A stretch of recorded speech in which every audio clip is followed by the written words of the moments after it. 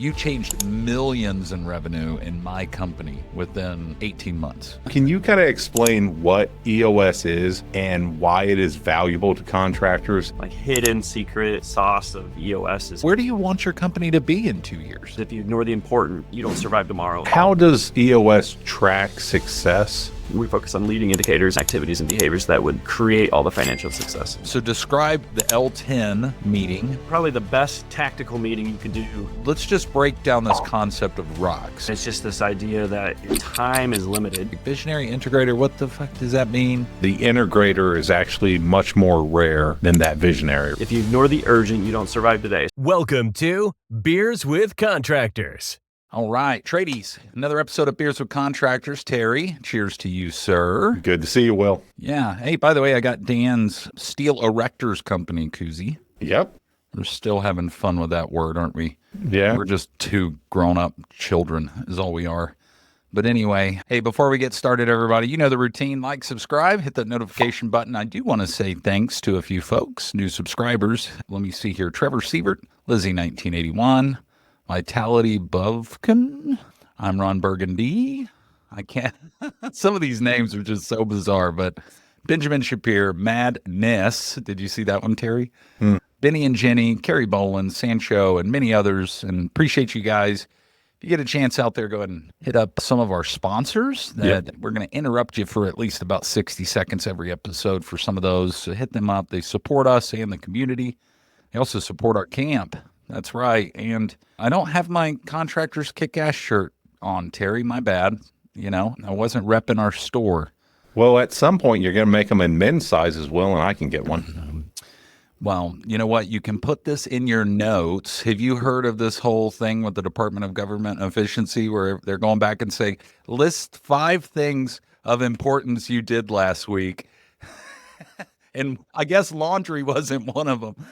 You have no idea how many of my friends literally asked me what I had done in the last week and asked me for 5 bullets. It's going viral just in the comments. I love it. I love just being a spectator to all this stuff. I hate the vitriol of it, but Yeah. Sydney did this in our company to 2 of our managers, and she meant it as a joke. Like, because they were sitting in her office talking, shooting the breeze. It was a slow afternoon. She goes, well, why don't you both go back to your office and list out 5 things that you did this last week of importance? Well, then, as a joke, they seeped that to the other managers, and they started dropping in messages into Sydney's inbox. Just like, hey, boss, just wanted to let you know what I got done this last week.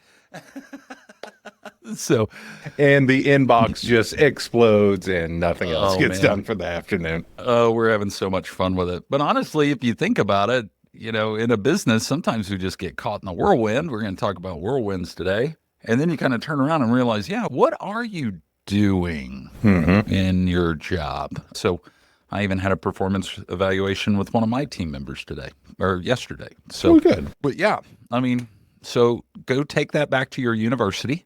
See how well that goes, Terry, because I know universities are the most unbureaucratic thing in the world. Yep. You're shaking. Yeah, keep your answers short and sweet in case your boss listens to the podcast. That's all right. I know Evan. He's a great guy. He would get it. Actually, we should have him as a guest. We can do that. Terry's boss. It would just be a 1 hour long episode of Terry bashing. A real-time performance review. Yeah, there we go. Oh, no. Documented performance review. Yeah. And I get to be a part of that review, which is fantastic. It could be good. Well, hey, speaking of our guest, this is a return guest. And I think I'm just going to make this an annual thing because when he was on, we only had 2 listeners. Now we've got 5. And so I just want to expose the extra 3 listeners to this man's IE knowledge. So our guest today is a certified EOS implementer that originally got his start in corporate America after experiencing some of his parents' entrepreneurial journey. But after 17 years of corporate America, he joined a family-owned enterprise that had a massive entrepreneurial spirit. That's where he was introduced to EOS, which is based on the book Traction by Gino Wickman, where he began training and utilizing the EOS model. Now he helps bring structure, predictability, and profitability to construction companies all over the country, including mine. I am a client. And I want to introduce the owner I put president and he corrected me. He's like, that sounds too proper. Let's switch it to owner. The janitor of Corner 4 Yes. Consulting, Jonathan Nielson. Jonathan, Yeah. so glad to have you back, buddy. Like in the last year, what have you been up to? Because actually, our episode was March of last year, and we're coming up in it's March. Oh my gosh. It's been a year already. Yeah, 1 year. And All right. look, I know I look like I aged a year. You haven't aged a day. Oh, But man. yeah, take us through the last year. I would just say the last year is a quest to mastery.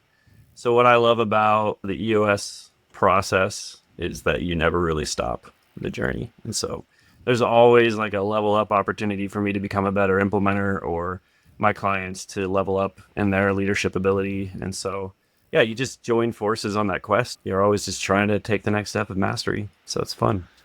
Yeah, so you're a black belt now, or are you still like working on green belt, blue belt? I don't Yeah, know the order. believe it or not, within EOS, if you like achieve a certain number of sessions, you start to like they give you some like new level up title. Like you go from professional to certified to expert. The market doesn't care, but yeah, there's this little internal reward system that you get. And so, yeah, on that journey. Well, I know we share a lot of books back and forth, and we've read a lot of the same books. So yeah, I'm thinking of like Les McCowan's Predictable Success, where if you get to certified, professional, all that, is there eventually a back end where it's like old, washed up, not worth the money?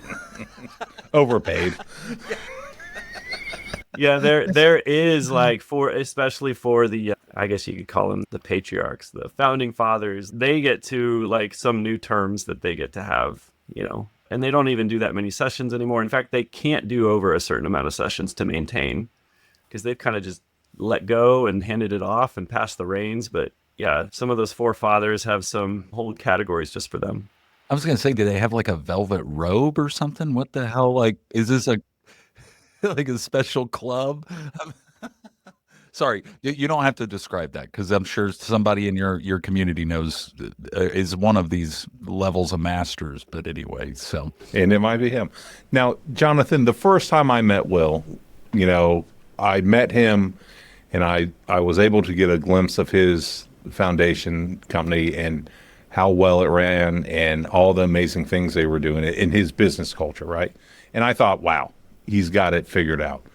Lo and behold, comes out that he is just practicing what you preach, and that is why it's so good. So can you kind of explain what EOS is and why it is valuable to contractors in this industry? Gino Wickman founded EOS, and it was a journey he went on in his family business where they did a turnaround, and then he started helping his peer group of entrepreneurs and figured out like what worked, and he packaged it and eventually wrote the book Traction. And people like Will and people like myself, we read it. Most of us try to self-implement at first. And so you start going on this journey until you realize self-help's an oxymoron. If you knew how to help yourself, you wouldn't need the help. And so eventually you're like, who else is further along in the journey than I am, or has done some of this before? And then we, come in and help. And so as an EOS implementer, like once upon a time, I was on a leadership team with an EOS implementer, and we tried to self-implement and we made a mess of it. And so the EOS implementer kind of got us back on track with how to actually execute on the tools. And the tools really focus on 6 key components.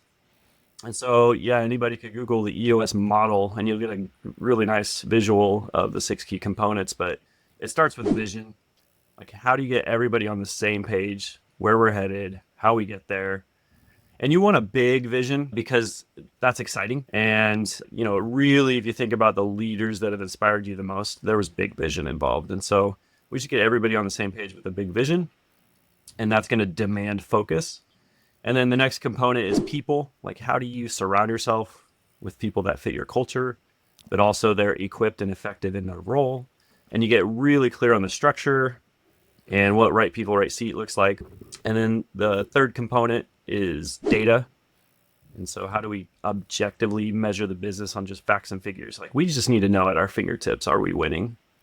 And if we're not, that'll help us see what the issues are. And then there's the issues component. The way we teach issues is we want root cause analysis, but we don't want to do it like Six Sigma style where, you're spending all this time doing a deep dive. We need some type of entrepreneurial hack for root cause analysis. And so we teach a process called IDS, which is identify, discuss, solve. And you can get to the root of issues very quickly through that method and start solving issues at the root rather than just whack-a-mole with symptoms.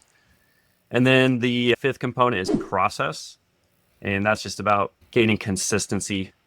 What's the right and best way to do things? What's the profitable way to take care of customers? And let's train that, inspect that, and make sure people are accountable to it. And then the last component is called traction, which is also the title of Gino's first book. And that's just executing the vision with discipline and focus. Because we got this whirlwind. Will mentioned it earlier. It's all swirling. It's like sucking us into it. And it's a lot of chaos. And if you live inside of the whirlwind while running a business, then the business is running you. And so we just start to learn how to contain that whirlwind and execute on the vision with discipline and accountability through priorities, which we call rocks. And so it's usually all the issues that entrepreneurs are dealing with, and Will's business probably was dealing with. Really, the root was one of those 6 key components. And so we just keep going at those 6 things, keep strengthening them, keep trying to level up until you start to go, oh my gosh, I'm running the show here. I've figured out how to work on the business instead of just in it. And it's amazing how the vision starts to become a reality that way. Well, Jonathan, I'm thinking about a good friend of mine who owns a business here related to construction. And me and him were talking, and he's talking about some of the issues he's having in the business, and he's really good at what he does. Mm-hmm.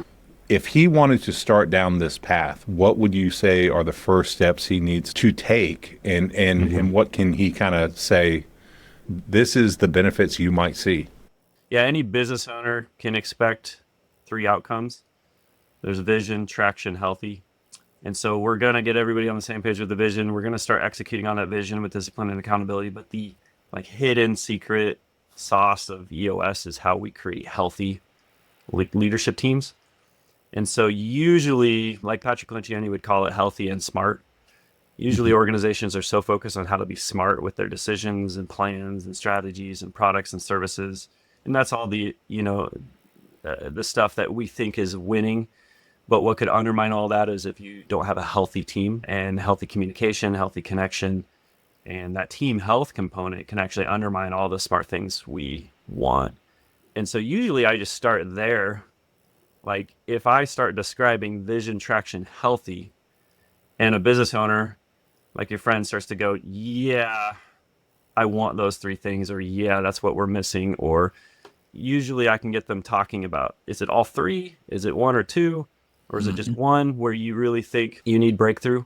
And as long as that resonates with the owner, then, okay, let's start with a meeting where we just do a deep dive into the EOS toolbox, and I try to just equip them right away with some tools that they could just use in their business.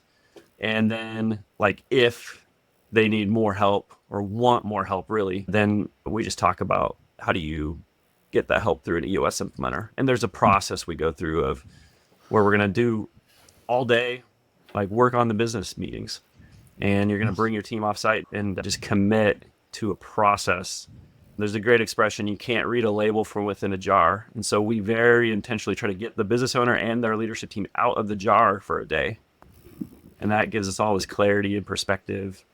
So we start to see what are the real issues that we need to solve. And then we use the toolbox to solve those. But it starts with that initial conversation of when you talk about vision, traction, healthy, does that resonate and hit home? Mm-hmm.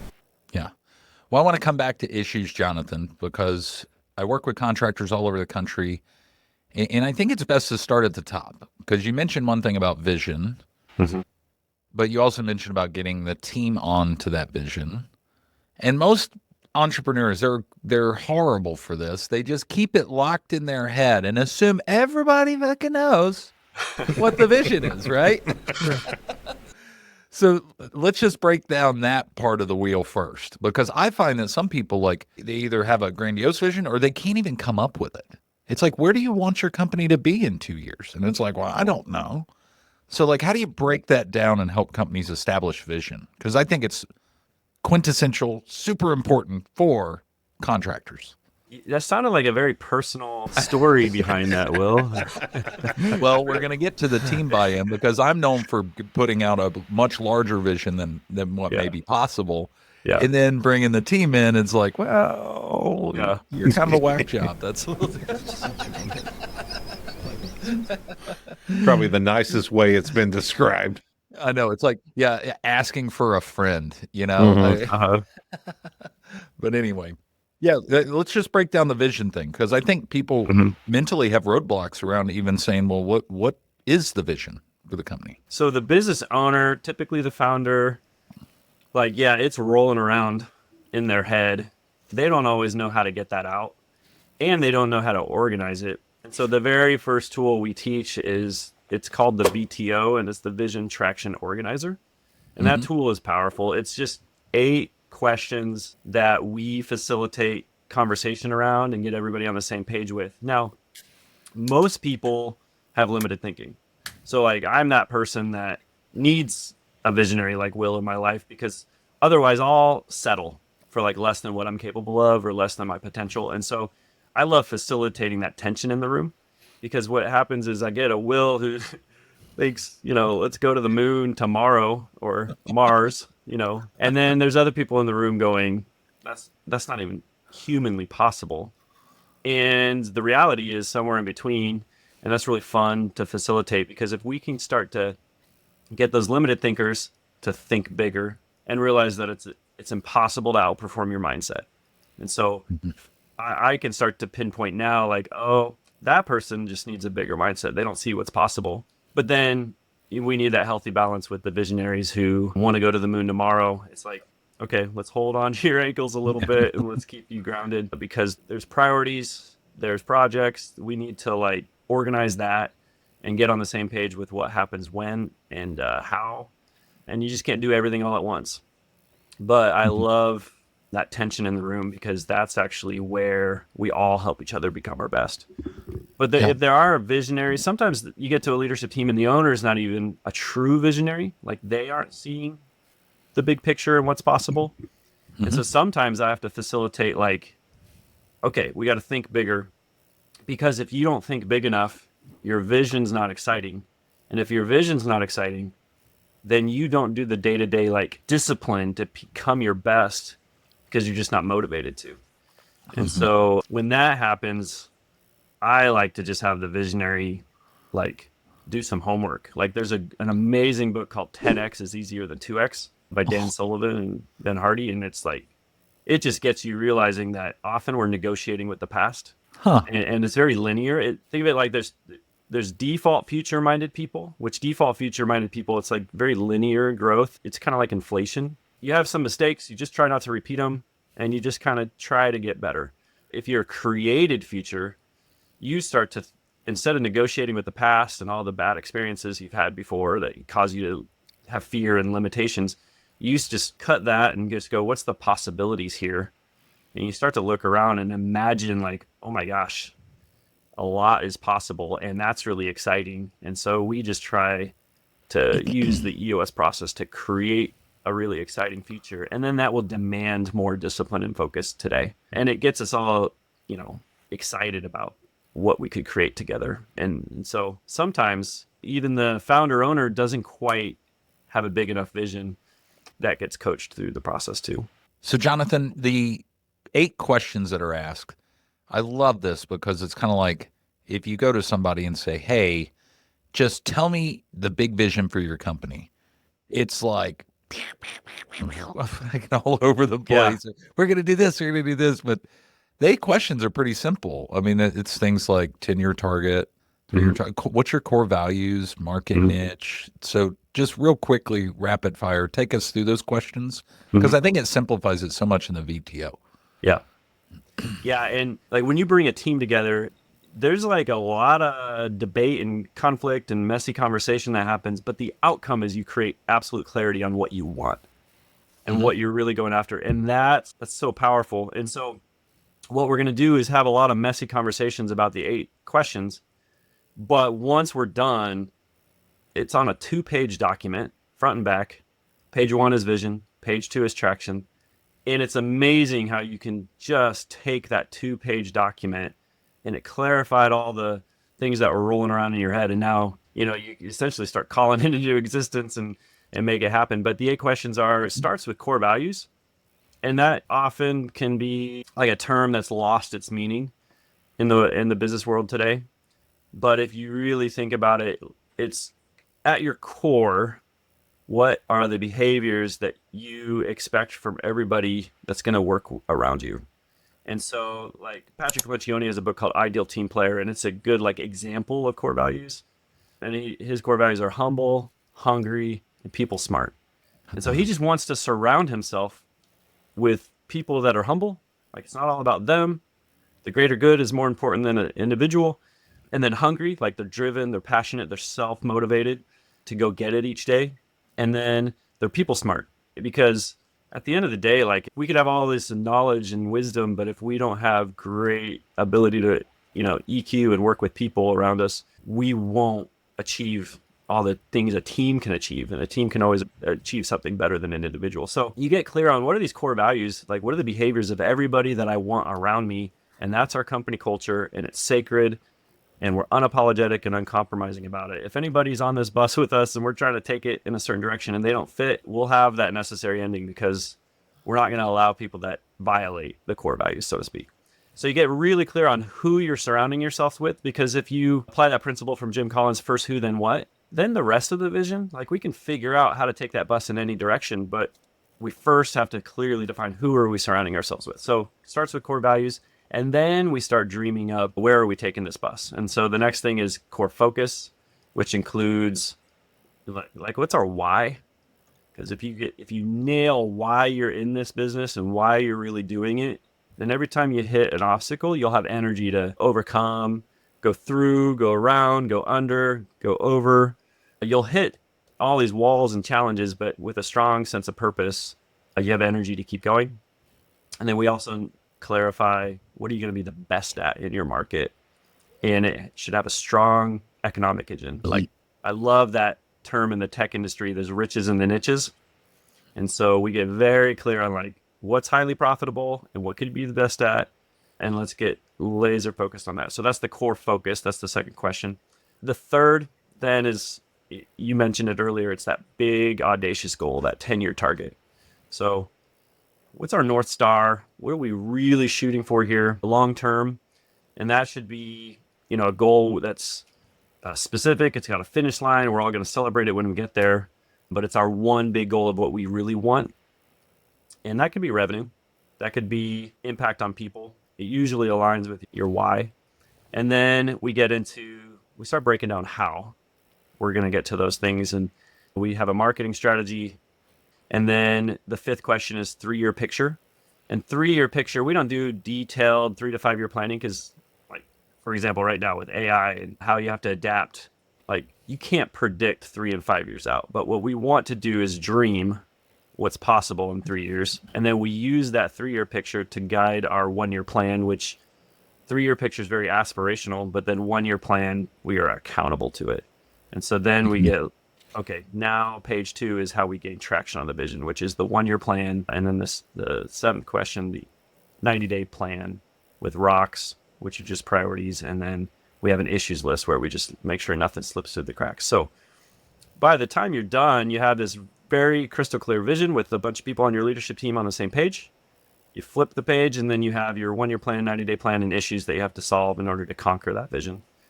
And then we start getting that shared by all throughout the company. And pretty soon, employees, that kind of give you blank stares the first couple times you walk them through it.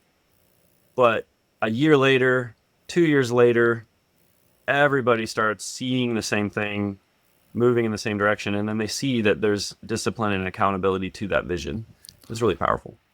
Well, and I'm glad you mentioned that, Jonathan, because it is easy to be like, all right, cool, we got it on paper, so it's done. But you have to repeat it over and over and over again, and getting that vetted out. And you feel like a broken record. You beat your head against the wall. But then it's like, yeah, actually, you said a year. Sometimes I would dare to say like 6 months later, everybody's like, oh yeah, that's what we're doing. And it's just so powerful to see that in a culture. And, Jonathan, Will brought this concept into our directors board for our camp, and it was very important to be able to place people, one, to have the right people on the executive board that are moving this camp forward, but also to make sure they're in the right seat. Can you kind of take us through what that means and how it can change an organization? Yeah, because construction workers and contractors alike, they never have people problems. Ever. It's like, hey, here's your shirt, filled out your paperwork, and this is how you build a house. Just go do it. And, let me know if you need any help. And everything goes great, right? Yeah. Yeah, now we're talking about some heavy lifting. And this is where, like, EOS, we can talk about the concept, and everybody's like, yeah, that doesn't sound very inventive, or I've heard that before. The practice of EOS is the hard part. And so it's easy to understand and hard to implement and hard to master, starting with the people component. So most people just don't enjoy having hard conversations. And the interesting thing about EOS is I can usually start to pinpoint where there's people in the wrong seat. I mean, when you just have these sessions over and over again, you start to realize, like, okay, that person really doesn't want that seat, but they're in it, and everyone's just kind of settling for them being in it as well because they're not really equipped or effective. And EOS just is like a flashlight, and you just keep shining a light on the real issues. No issues really can hide over time. And so as you just trust the process, it just keeps shining a light on where we might have someone in the wrong seat. And Wait, hold that thought, Jonathan. I love how diplomatic you are. It's a flashlight. Like, sometimes it's like the eye of Mordor. Like, dude, that guy is not doing his job. But that's perfect because, gosh, I'm trying to remember, because when you look at the seat, the responsibilities of that person, there's this cool thing at the end, the get it, want it capacity to do it. And that's really putting, like, the individual, whether or not they're really made for that spot, just in full clarity. So take us through that real quick. Tradies, running your small business can be demanding. You got suppliers you got to work with. You're managing crews. Hell, you're chasing sales. It's a lot to take in. Listen, if you want to grow your business, you got to stop working in it, and you got to start working on it. So that's where my friends at Foundation Rescue Supply come in. You're not just getting foundation repair products and waterproofing products and air quality control products. With their nationwide distribution, you're getting a partner who knows how to help you scale. And that's why I use them. The Foundation Rescue Supply team has industry knowledge that'll help make your life easier. You get the tools, the trainings, the systems that you need to move the needle.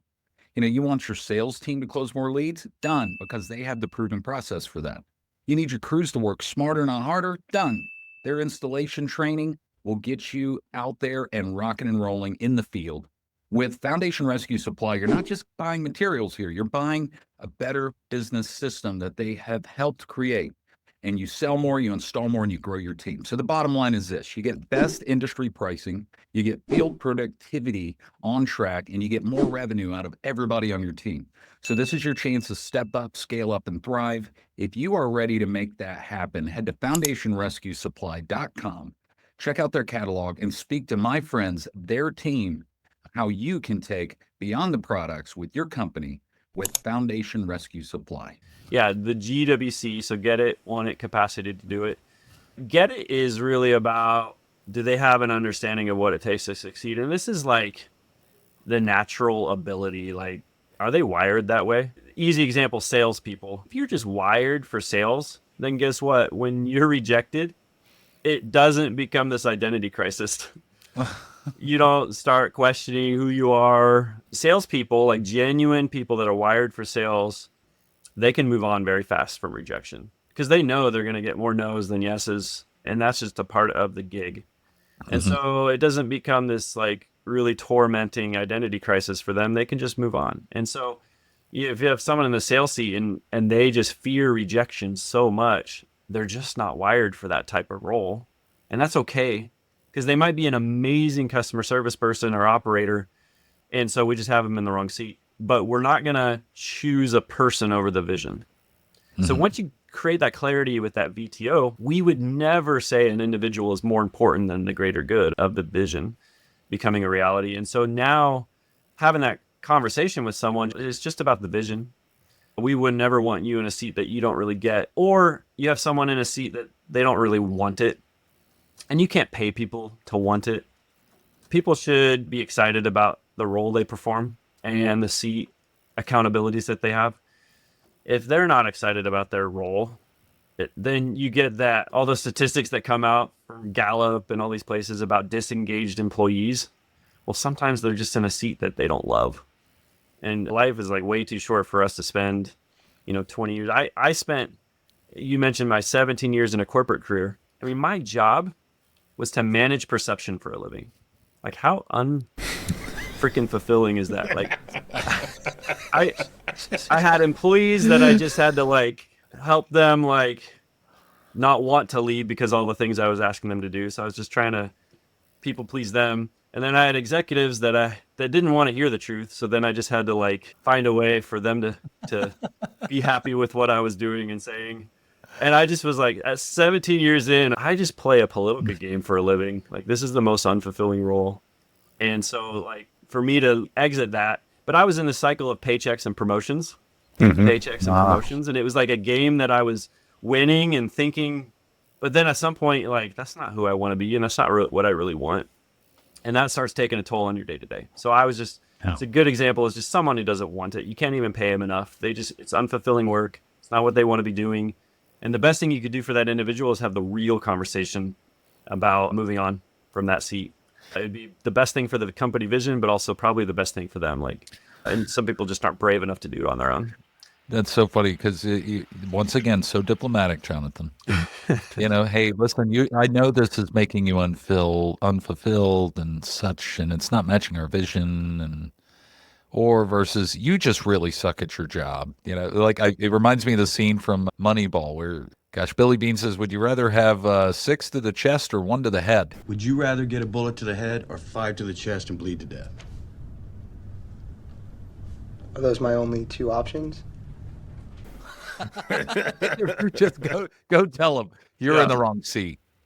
In order for us to accomplish this vision, I don't need you in this seat. And it may be outside the company, but it could be in another seat, which I love.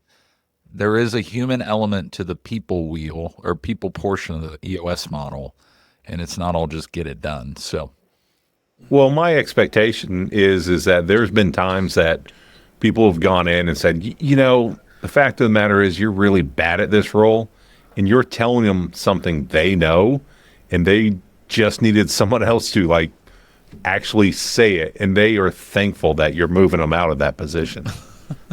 Yeah, in the moment, they may not always realize that, but in the long run, there's that expression, don't be the parent your kids want you to be right now. Be the parent they'll thank you for being in their, when they're 30. Well, so Jonathan, this is the power of when I talk to EOS, people want to scale so bad. They want to sometimes they're just confused. It's like, how do I get more leads and things like that? And they haven't started with this.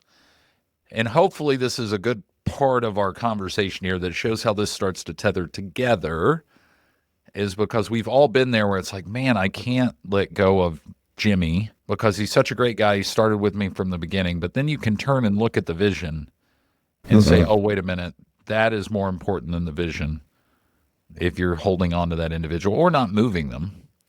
And I think this is a great segue to ask about the difference between the accountability chart versus an org chart in a company, because this is one of the tools you have. Yeah, very specifically called accountability chart because we don't want it to just be who reports to who. And then what I hate most about org charts is the emphasis on job titles, hence president. I'm like, I don't know. I've never called myself a president before. It's just titles trigger ego. And so org charts become very much about reporting structure and titles. And so our goal is just functions. So we just want to know the job function. So we just name the seat: marketing, sales, operations, finance. And so we're just going to get very clear on what that seat does. And then we list out the role. Like, what's the list of things that person is accountable to for this vision to become a reality?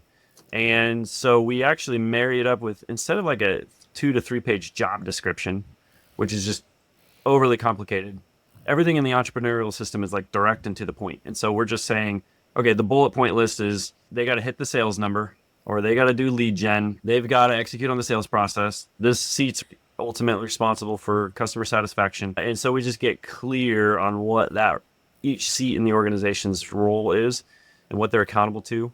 And so it's going to show who reports to who, but more importantly, it's going to show the job function and a bullet point list of what they're accountable to. And then we got to answer the question, do they get it? Do they want it? And then the capacity to do it is that third element. And that's just, do they have the training, experience? Are they proficient? Like, are they demonstrating a track record of success in this role? And if not, we just go there unapologetically because the vision's at stake. And that's all that we're here for, is to make this vision a reality. And usually that vision will take care of people in this beautiful way. And so, like, let's just stay focused on, we can't allow anybody to be in the wrong seat because then the vision's at risk. We use the accountability chart tool to make it very clear of what each seat is accountable to, what their measurables are. That just becomes a tool that we can't allow weakness anywhere without talking about it. So, Jonathan, I think you could maybe elaborate on some of the line items and accountability charts. First off, I would love to hear the funniest accountable you've ever seen on an accountability chart. Yeah. Ooh. I've seen like a list of things and then something like just get shit done, right? Yeah. Oh, yeah. There's, get leads, get work, get shit done. That shows up actually more often than you realize. I think really? my favorite is when an HR person has cover our ass. Oh. Instead of like some like, because it's very much like usually, there's that term corporate HR. Usually on EOS, when we're doing accountability chart and we have someone that has an HR function, if the organization is big enough, we're very clear, like this is entrepreneurial HR people. And so instead of compliance, we'll just say cover our ass. You know what's funny is it would be great if it said cover ARE ass, and then the next one would be compliance. Yeah. But no, this is important because I have seen accountability charts, and the accountability chart brings so much value. And mind you, I think a lot of people overdream their accountability chart, but I think, Jonathan, you suggest, what does the accountability chart look like from now to 1 year ahead? Is that correct? Yeah. So we have the vision, and every year we're going to talk about like, okay, what structure do we need for this vision to become a reality? Mm-hmm. But you don't want to build an empire. Like profit, we're very execution based, profit focused. So we want profitable growth. And so we're going to let go of the past. It's very important that we just don't do things the way we've always done them. Like, nope, fresh start effect. Boom, you're on EOS now. That's the past. What do we need to do in the next 6 to 12 months to win? What are we going to need structure-wise for this 1 year plan to be executed? We can dream about future possibilities with a 3-year picture accountability chart if we wanted to like give people some vision of what could be for them in their career path. Sure. But really the accountability chart's just next 6 to 12 months. And we make sure all roles are clear so we can go execute. And so, yeah, we don't put the cart before the horse and build some empire and start having a bunch of overhead unnecessarily. We're going to be profitable as we grow. Jonathan, how does EOS track success and score people on if they're being successful in their roles or not? Yeah, so one of the 6 key components on that EOS model wheel was data. And we will, of course, look at financial data. But I like to think of that as like looking in a rearview mirror. By the time you're looking at it, you've already driven past it. Nothing you can do about it. And so you don't run your business on lagging indicators like that. So we're going to have leading indicators, usually activity or behavior based, that will predict all that financial success that we require as part of the process. And so we're going to get very clear on scorecard at the leadership team levels, typically 5 to 15 measurables that are leading measurables. That's like looking through the windshield. And we're looking ahead and we're measuring things. And we know if we're winning. So at the leadership team level, it's typically 5 to 15, those leading indicators. And then we take some type of measurable down to every seat in the organization. And so there's a principle in the book Traction called everyone has a number. And people are like, well, not everyone, right? And we're like, no, everyone has a number because everybody deserves to know if they're winning or not. There's a lot of options there. People just haven't thought about it. And top performers love knowing when they're winning and crushing it and goals. And so Everyone has a number, and we primarily focus on leading indicators and activities and behaviors that would create all the financial success. Now, you've mentioned front windshield, rear view mirror. If I'm looking out that side mirror and it says objects might be larger than they appear, is there an analogy for that one or no? I am not taking it that far, but I think the correct statement, Terry, was objects in mirror may be closer than they appear, which sometimes bankruptcy, insolvency, things like that are coming insanely close. It's if you're not big. watching the numbers. Hey, by the way, Jonathan, I know you're not subject to any, particular platform, but I know that we have kept a basic scorecard on like a Google sheet, Excel. I know that there are programs like 90 out there, Bloom Growth. What are some others that take all of this and compartmentalize it in the EOS model that people are using now? Yeah. Well, I know of 2 software programs that are licensed for EOS that just help make the EOS journey really effective. 90.io is one, you mentioned that. Then there's Stretty. So if you're a Microsoft Office organization, I believe Stretty connects. And so Stretty's a newer one that's licensed for EOS as well. And that they just will do the scorecard and the data component the way we teach it. And so those are 2 options. And then EOS has EOS 1. So that's a software that's available as well. And so there's really there's those 3, EOS, 90.io, and Stretty. And I don't really care which one my clients use.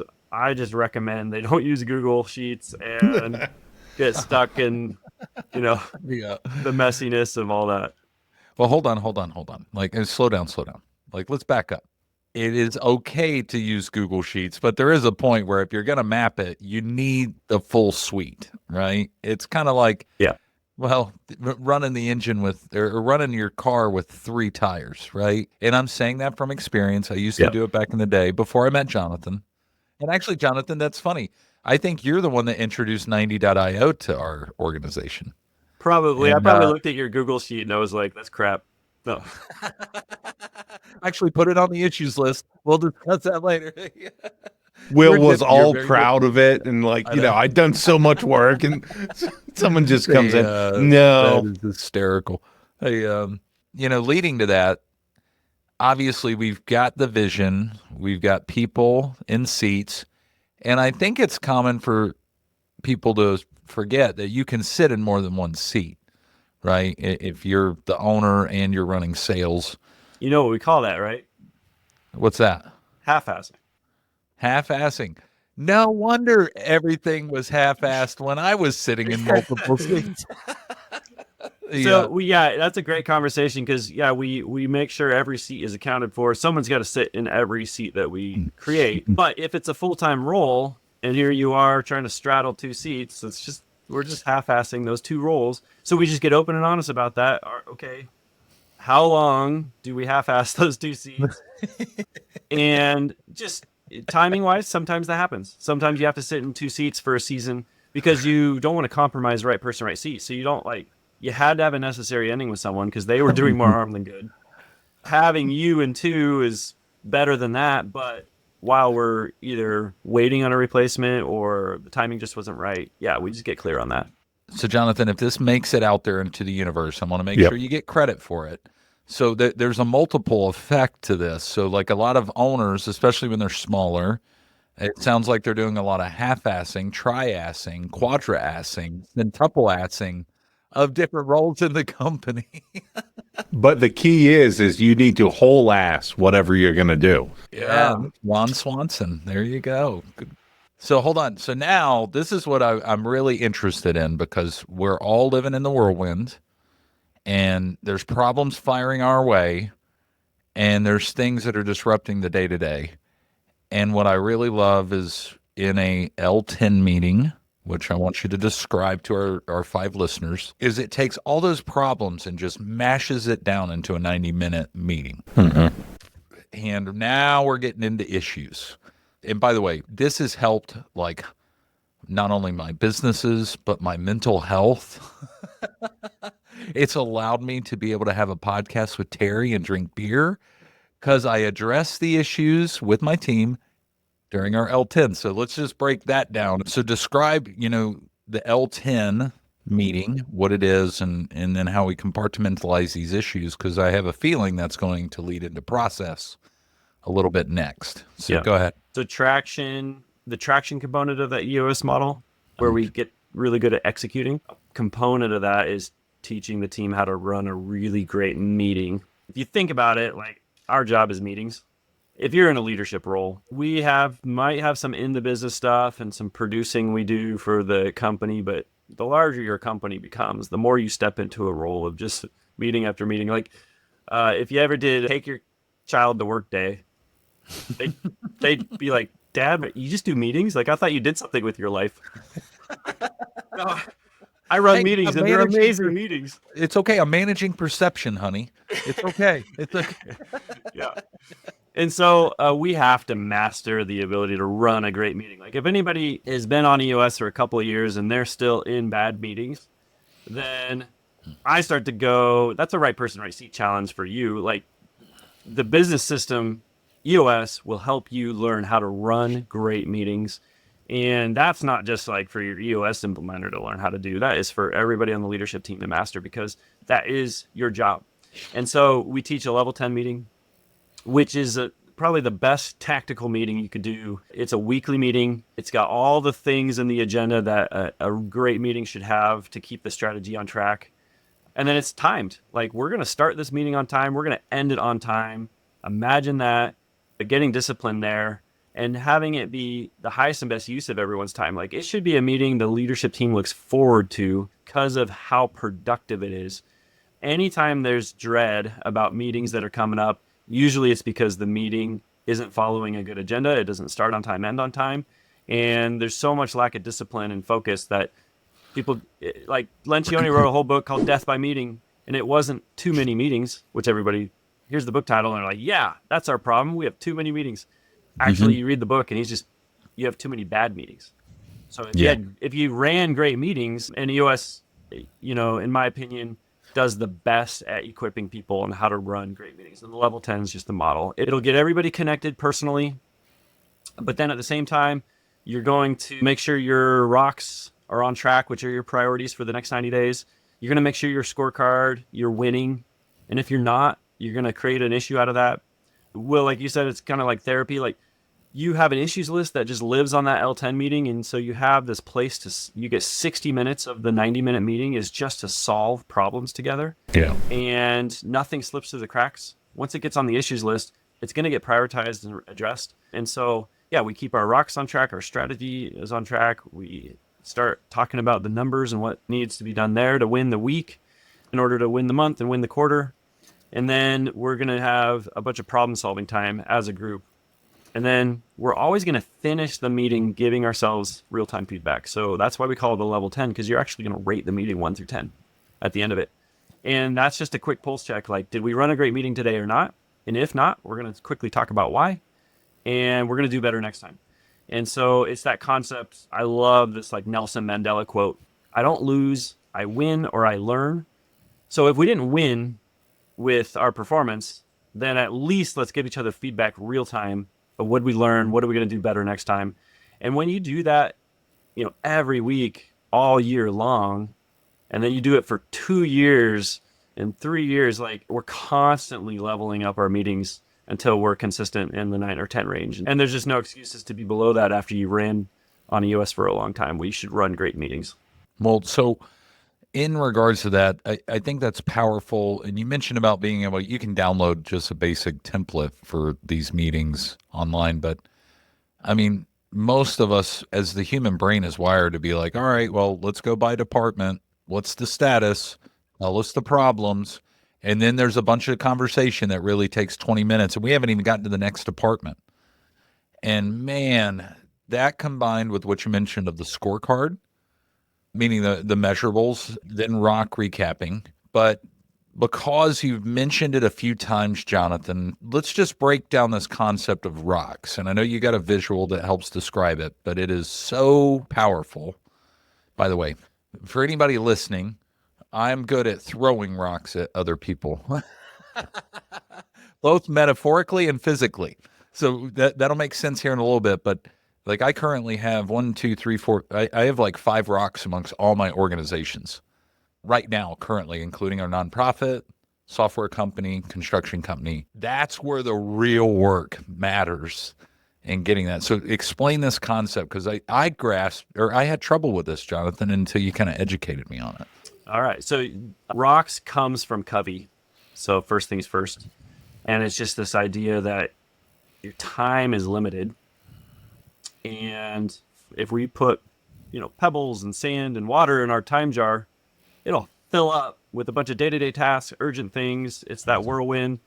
And pretty soon you don't have any time for the most important things. And so Covey has a quote, if you ignore the urgent, you don't survive today. So you do need to pay attention to all those urgent things to win the day. But the second half of the quote is, if you ignore the important, you don't survive tomorrow. And so rocks are the most important things. And we're going to get very intentional about, in the next 90 days, for us to win the quarter, here's the 3 to 7 most important things. And the closer you are to 3, the better, because the less things you do, but better, you gain traction faster on that vision. And so I have to often, closer to 3 people, nope, you're biting off too much all at one time, because if everything's important, nothing is. And so we're just going to get very clear on the 3, maybe up to 7 rocks that are most important. They're going to go in the time jar. You're going to be managing that whirlwind, but if that can't be all consuming, it can't be 100% of our work life, because we'll never get ahead and we'll never gain control. And so, yeah, rocks really are intentional things that we know are the most important to win the quarter. They line up with our 1-year plan, which, oh, by the way, our 1-year plan lines up with our 3-year picture. That lines up with our 10-year plan. And then you're going to use your weekly meeting to get open and honest about, is this rock on or off track? And that is so critical to accountability and focus. So, my goal is that, someone raises their hand and says, okay, I'll take that rock. I try to prevent Will from throwing rocks at people and assigning all this work that they can't handle. But as soon as guilty. as soon as someone takes responsibility for a rock, then every week, it doesn't mean they do all the work themselves, but they will take responsibility for asking for help, getting key stakeholders involved to help them keep it on track. And then they're going to open and honest every week, on or off track. And we just don't allow anybody to get dishonest there. And so every single week we get a chance to know, is that priority on track? If it's off, we're going to talk about what needs to happen in the next 7 days to get it back on. Do you need help? And then we just make sure, quarter over quarter, we start getting 80% of our rocks done. We don't say 100% because we may not be challenging ourselves. So we want to challenge ourselves with hard rocks, but then we're going to execute with discipline and accountability, using the weekly meeting to keep them on track. And so pretty soon, quarter over quarter, 80% rock completion leads to your 1-year plan getting conquered, your 3-year picture staying on track. And so the 90-day rocks with the weekly accountability is a huge part of the EOS process. Now, Jonathan, I know I speak for a large portion of the population where we've sat through a meeting that is just horrible, right? Yeah. If I had one opportunity and one thing to give to my manager to say, make this meeting better, and this is how you do it, what would that be? Okay, so I would say go download that level 10 meeting agenda. And by the way, there's a couple different level 10 videos you could watch that are 7 to 8 minutes long that would just equip people on, here's a great meeting agenda, and here's a quick video on how to. And that could be just the drug that gets them going on EOS that's okay, I need more. But if you just wanted to give them one simple nugget, I would teach them the IDS process.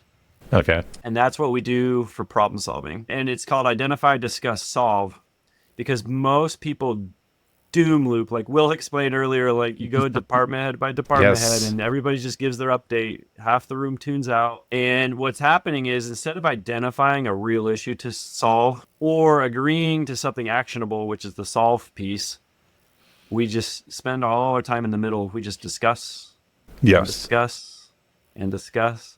And you get out of these meetings that go way too long, and you're I don't think we ever talked about the real issue, and I don't know what we accomplished. And so IDS process of just, what's the real issue? How do we get opinions on what we could do next about it? And then we just align and agree on the next step and go.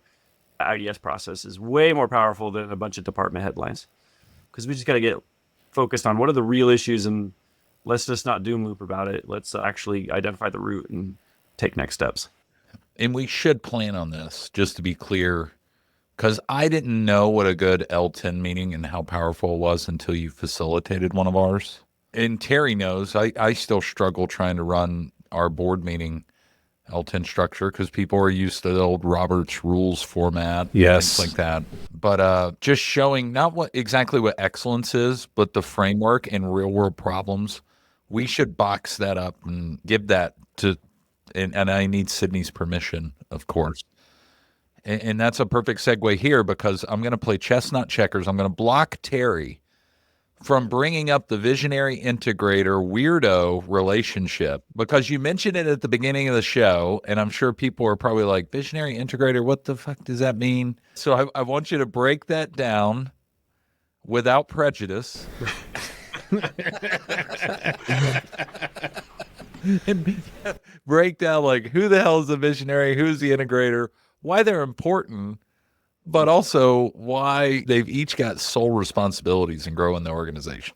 So I won't name any names, but just today I talked to a visionary, and he is like a true visionary through and through. And a visionary is someone who has all these ideas, and let's say they have 20 of them, one or two are meant to be. The other day, you're being polite. There's that diplomacy again. Just be clear, Jonathan. 20 ideas a day, 19 are shit. But there's a nugget in there. Not a nugget in shit, but there's that one that is like so great for all of us. So, but they can't interpret which one's the good one. They just keep trying to implement like all of them. And oh, by the way, while they're trying to implement the ones from yesterday, they dreamed some new ones up today, and they forgot that everyone's in implementation mode on those other ones, and they just started calling meetings again because there's a new thing that we need to do. The organization just can't keep up. Like the visionaries changing their mind so rapidly, and some of the stuff is amazing, and some of it just derails everything else we were working on. And they just have a blind spot. They cannot self-regulate. So I was talking to a visionary today. The other thing that's interesting about visionaries is like they love dreaming that stuff up, and they love hearing about how it got executed. They don't love the execution. They don't love all the people management side of trying to make it happen. As the visionary I was talking to today was just like, I'm just so sick of dealing with people. Like, he's like, I'm just done with people. And I'm like, okay, well, all this vision stuff only happens through people. But I get it because they're not wired that way. Like, that's not their gift to the world. Their gift to the world was dreaming stuff up. So we need to surround them with an integrator who is an execution master. It's someone who filters them. It's someone who actually is empowered to tell them, hey, that's not a great idea. Or not yet, because we're working on these 3 other ideas. They get this integrator, and you have the right fit integrator, and they really get it, want to have the capacity to do the execution work on your behalf. That is such a powerful combination. It's the missing piece for a visionary. It starts to become like, where have you been all my life? Mm-hmm. And so a lot of times it's just getting visionaries to recognize you can't do it all, you're trying. And oh, by the way, nobody can keep up, and you weren't put on this earth to do both. And so if you can accept that about yourself, it can be liberating to just go, okay, so I need this thing called an integrator, but now how expensive are they? How do I find them? You know, they start getting caught up in that. But usually it's you can't afford not to have one. Mm-hmm. And when we talk about profitable growth that EOS demands and expects and experiences, man, that integrator will absolutely pay for themselves in multiples. And there's a book called Rocket Fuel that just talks about how the right VI duo is like rocket fuel to the organization. And so the longer a visionary somehow tells themselves they can't afford it, all they're doing is postponing their vision. And there's just too much at stake for that vision. And so, yeah, the best thing they can do is surround themselves with the right person, right seat integrator that just, they have mutual respect, and then it can become rocket fuel. And then that integrator, that's someone who's really fulfilled at following and honoring the vision and never trying to build their own thing. So usually they're wired in a way that like they love leading and managing a team to accomplish a big goal, but they didn't know how to dream up the big goal on their own. And so they just love being an execution expert. And Jonathan, I think I remember going through that book that the integrator is actually much more rare than that visionary, right? Yeah, the most rare is someone who can do both, visionary integrator. That's like the most rare thing, and the most common like myth we tell ourselves is that I can do both. Well, I think you actually brought up in our last episode, and I can't remember because it's been a year, that you said as a population, there's so much percent of the population that is integrator mindset versus visionary mindset. And I couldn't remember that ratio. Yeah, it's like 4% are like true visionary, but they create over 70% of the world's jobs. Oh, I thought you were going to say 70% of the world's problems. Yes. Isn't that what I said? Yeah. Because they don't have an integrator. I am very fortunate because I have my wife, Sydney, in our company that is a true integrator. She's a rock star at that. But then in even my software company, I have an individual that's on the administrative side that is sitting in that seat currently. She knows it's not permanent, but she facilitates that well for where we are at scale. And I really need that brake pedal, and call it muzzle, Yeah. choke collar, whatever you want. Pick your metaphor, Terry. It's that kind of pain that you're like, ouch, but I kind of like it. Yeah.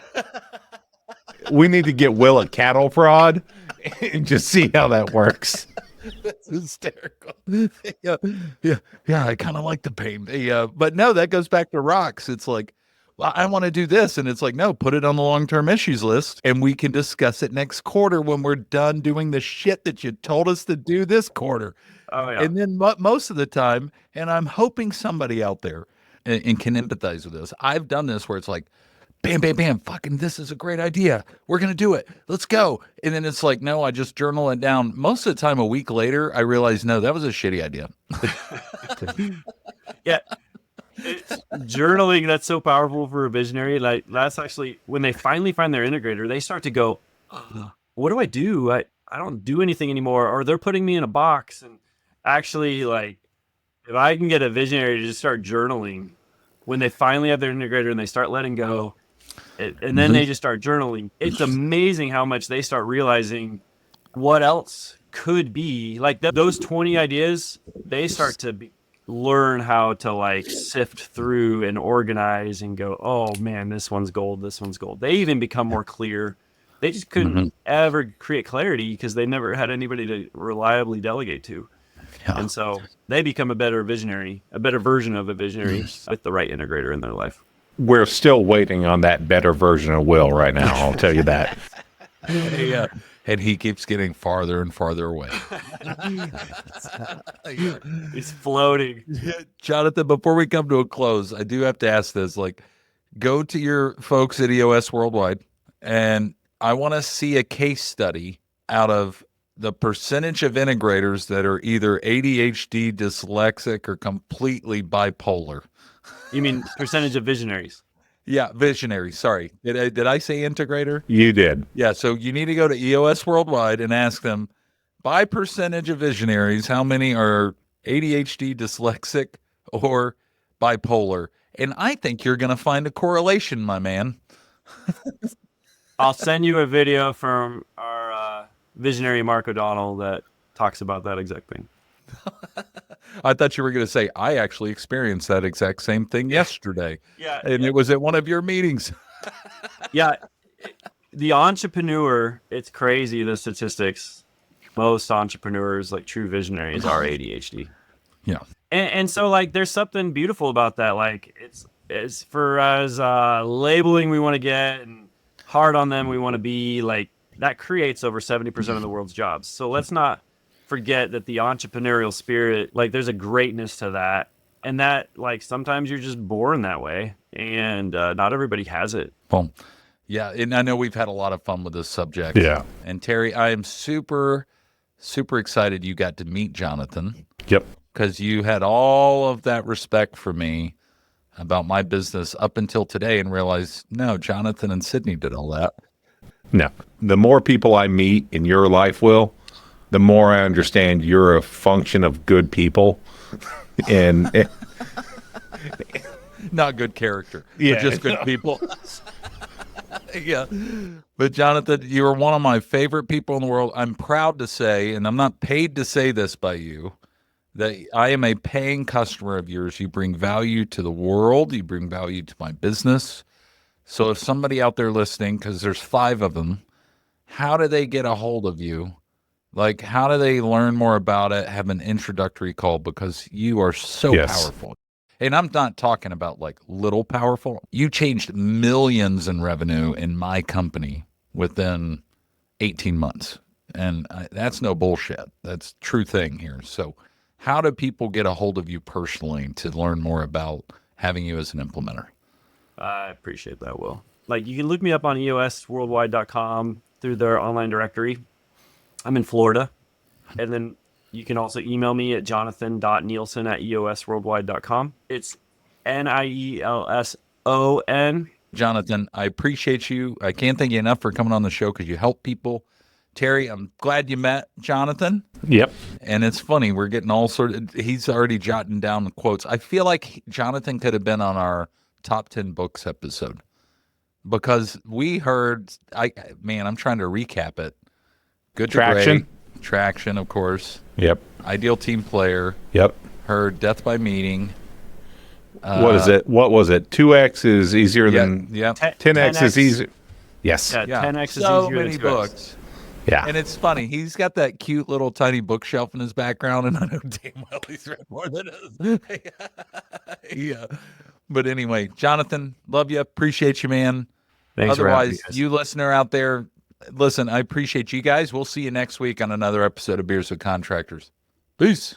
See ya. And that's a wrap for today's episode of Beers with Contractors. We hope you enjoyed our chat as much as we did. Before we say our final goodbyes, a friendly reminder. Beers with Contractors encourages responsible drinking. If you choose to enjoy a beverage during our time together, please do so in moderation and only if you're of legal drinking age in your country or state. Furthermore, the advice and insights shared in this podcast are for informational purposes only. Always consult with professionals and experts in your field, and be sure to follow local laws and regulations regarding licensing and permits. We're here to help, entertain, and inspire, but your safety and compliance are important. So, as you head out into the world of construction and contracting, remember to build responsibly and make decisions that stand the test of time. Thanks for joining us today. We'll catch you on the next episode of Beers with Contractors. Until then, cheers to your success.